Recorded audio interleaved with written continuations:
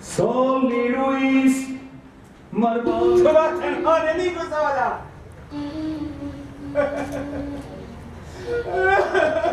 آهای درخت چرا خشکیدی؟ چرا تو را درست آبیاری نکرده؟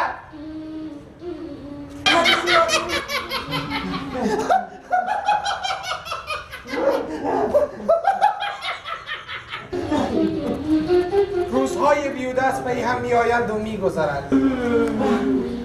بس است. جنگ بس است.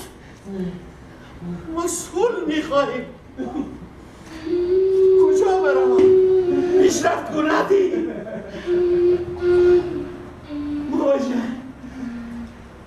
چرا کودکانی که به مکتب میروند انتحار شوند و از بین بروند؟ مگه آموختن علم فرض نیست بر مرد؟ Şey mada. Arzu. گوشتانش را جمع کردم.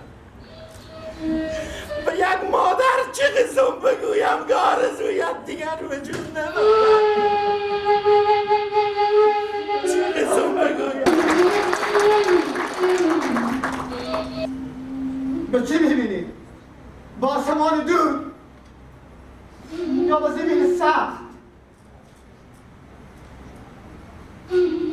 باور کنید در جنگ خسته شدم. اگر فرزندان قد و نیم قد نمی داشتم از خداوند دلم مرد میگم.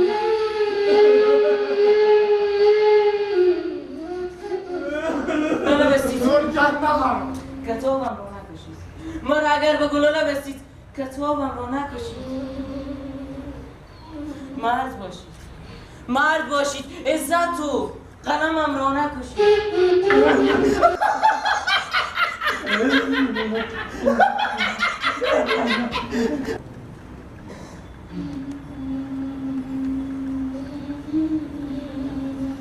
هرچه از تو به ایرانی و عزاست.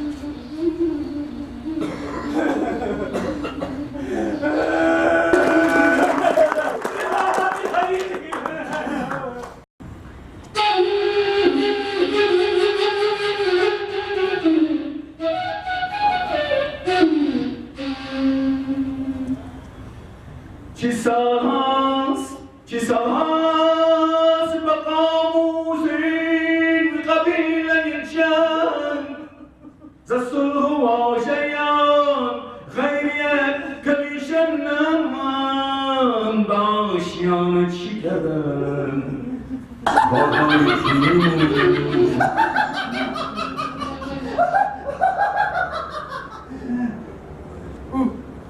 او میخواهد مثل من و تو چشمان باز داشته باشد. آیا میخوای چشمان باز داشته باشی؟ آری من میخواهم چشمان باز داشته باشم.